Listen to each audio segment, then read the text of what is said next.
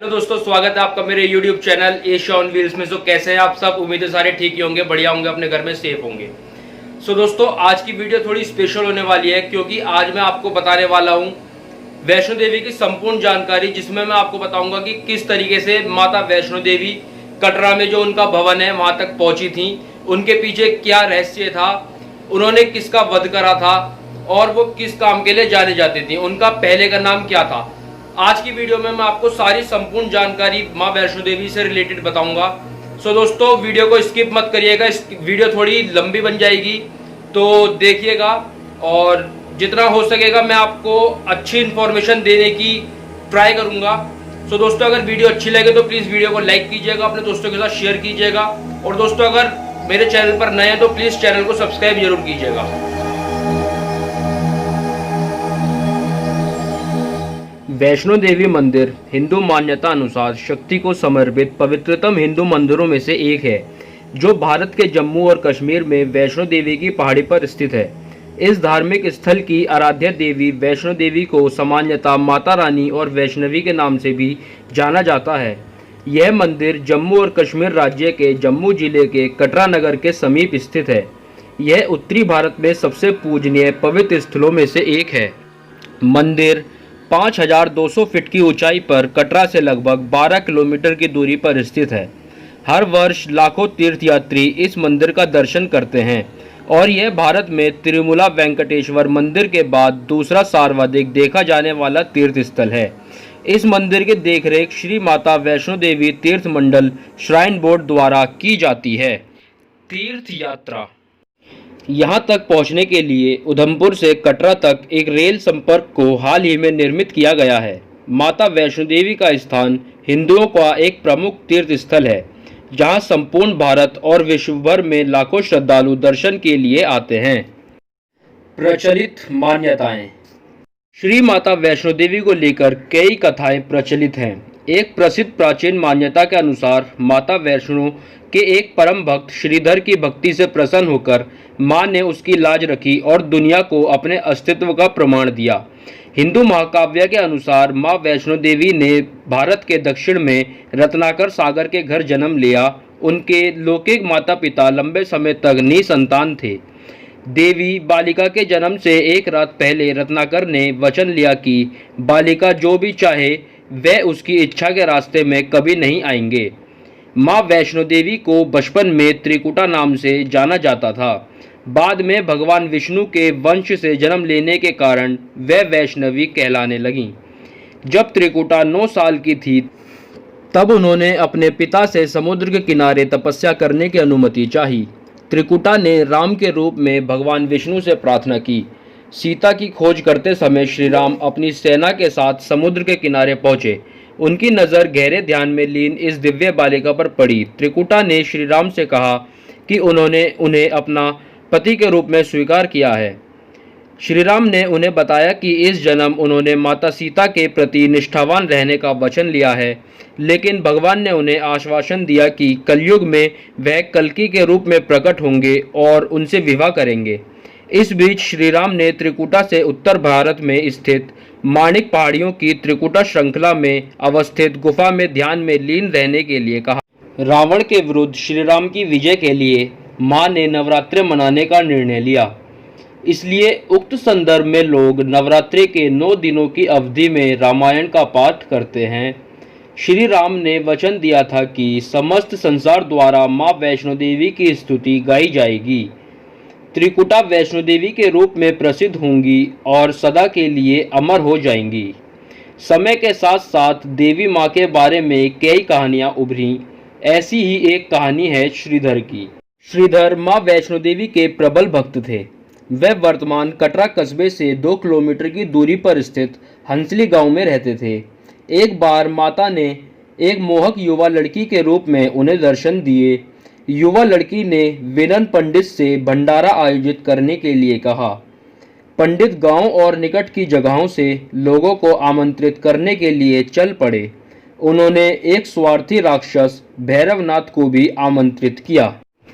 भैरवनाथ ने श्रीधर से पूछा कि वे कैसे अपेक्षाओं को पूरा करने की योजना बना रहे हैं। उसने श्रीधर को विफलता की स्थिति में बुरे परिणामों का स्मरण कराया। चूंकि पंडित जी चिंता में डूब गए, तभी दिव्या बालिका प्रकट हुई और कहा कि वह निराश ना हों, सब व्यवस्था हो चुकी है। उन्होंने कहा कि 360 से अधिक श्रद्धालुओं को छोटी सी कुटिया में बैठाया जा सकता है। उनके कहे अनुसार ही भंडारे में अतिरिक्त भोजन और बैठने की व्यवस्था के साथ निर्वहन आयोजन संपन्न हुआ। भैरवनाथ ने स्वीकार किया कि बालिका में अलौकिक शक्तियाँ थीं और आगे और परीक्षा लेने का निर्णय लिया। उसने त्रिकुटा पहाड़ियों तक उस दिव्य बालिका का पीछा किया। 9 महीने तक भैरवनाथ उस रहस्य में बालिका को ढूंढता रहा जिसे वह देवी माँ का अवतार मानता था। भैरव से दूर भागते समय देवी ने पृथ्वी पर एक बाण चलाया जिससे पानी फूटकर बाहर निकला। यही नदी बाणगंगा के रूप में जानी जाती है। ऐसी मान्यता है कि बाणगंगा में स्नान करने पर देवी माता पर विश्वास करने वालों के सभी पाप धुल जाते हैं। नदी के किनारे, जिसे चरण पादुका कहा जाता है, देवी माँ के पैरों के निशान हैं जो आज तक उसी तरह विद्यमान हैं। इसके बाद माँ वैष्णो ने अर्धकुंवारी के पास गर्भजून में शरण ली, जहाँ वह 9 महीने तक ध्यान मगन रहीं और आध्यात्मिक ज्ञान और शक्तियाँ प्राप्त की। भैरव द्वारा उन्हें ढूंढ लेने पर उनकी साधना भंग हुई। जब भैरव ने उन्हें मारने की कोशिश की तो विवश होकर माँ वैष्णो देवी ने महाकाली का रूप लिया। दरबार में पवित्र गुफा के द्वार पर देवी माँ प्रकट हुईं। देवी ने ऐसी शक्तियों के साथ भैरव का सिर धड़ से अलग किया कि उसकी खोपड़ी पवित्र गुफा से 2.5 किलोमीटर की दूरी पर भैरव घाटी नामक स्थान पर जा गिरी।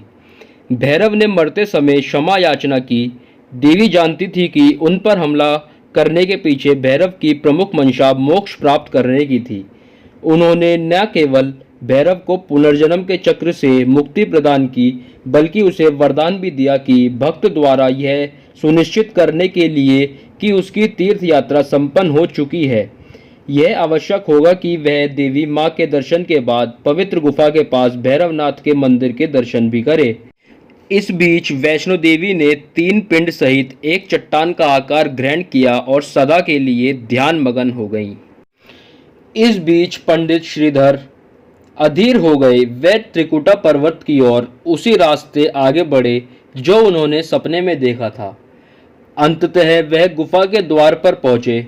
उन्होंने कई विधियों से पिंडों की पूजा को अपनी दिनचर्या बना ली। देवी उनकी पूजा से प्रसन्न हुई और उन्हें आशीर्वाद दिया। तब से श्रीधर और उनके वंशज देवी माँ वैष्णो देवी की पूजा करते आ रहे हैं। वैष्णो देवी यात्रा की शुरुआत। माँ वैष्णो देवी की शुरुआत कटरा से होती है। अधिकांश यात्री यहाँ विश्राम करके अपनी यात्रा की शुरुआत करते हैं। माँ के दर्शन के लिए रात भर यात्रियों की चढ़ाई का सिलसिला चलता रहता है। कटरा से ही माता के दर्शन के लिए निःशुल्क यात्रा पर्ची मिलती है। यह पर्ची लेने के बाद ही आप कटरा से माँ वैष्णो देवी के दरबार तक की चढ़ाई कर सकते हैं। यह पर्ची लेने के 3 घंटे बाद आपको चढ़ाई के पहले बाणगंगा चेक पॉइंट पर एंट्री करानी पड़ती है और वहां सामान की चेकिंग कराने के बाद ही आप चढ़ाई प्रारंभ कर सकते हैं। यदि आप यात्रा पर्ची लेने के 6 घंटे तक चेक पोस्ट पर एंट्री नहीं कराते हैं तो आपकी यात्रा पर्ची रद्द हो जाती है। अतः यात्रा प्रारंभ करते वक्त ही यात्रा पर्ची लेना सुविधाजनक होता है। पूरी यात्रा में स्थान स्थान पर जलपान व भोजन की व्यवस्था है। इस कठिन चढ़ाई में आप थोड़ा विश्राम कर चाय कॉफ़ी पीकर फिर से उसी जोश में अपनी यात्रा प्रारंभ कर सकते हैं। कटरा भवन व भवन तक की चढ़ाई के अनेक स्थानों पर क्लॉक रूम की सुविधा उपलब्ध है, जिनमें निर्धारित शुल्क पर अपना सामान रखकर यात्री आसानी से चढ़ाई कर सकते हैं। कटरा समुद्र तल से 2500 फुट की ऊंचाई पर स्थित है। यही वह अंतिम स्थान है जहां तक आधुनिकतम परिवहन के साधनों हेलीकॉप्टर को छोड़कर आप पहुंच सकते हैं। कटरा से 14 किलोमीटर की खड़ी चढ़ाई पर भवन है। भवन से 3 किलोमीटर दूर भैरवनाथ का मंदिर है। भवन से भैरवनाथ के मंदिर के लिए पिट्ठू, पालकी व घोड़ों की सुविधाएं भी उपलब्ध हैं। कम समय में मां के दर्शन के इच्छुक यात्री हेलीकॉप्टर सुविधा का लाभ भी उठा सकते हैं। लगभग 700 से 1000 रुपये खर्च कर दर्शनार्थी कटरा से सांझीछत तक हेलीकॉप्टर से पहुंच सकते हैं। आजकल अर्धकुंवारी से भवन तक की चढ़ाई के लिए बैटरी कार भी शुरू की गई है। 4 से 5 यात्री एक साथ बैठ सकते हैं। छोटे बच्चों को चढ़ाई पर उठाने के लिए आप किराए पर स्थानीय लोगों को भी बुक कर सकते हैं, जो निर्धारित शुल्क पर आपके बच्चों को पीठ पर बैठाकर चढ़ाई करते हैं।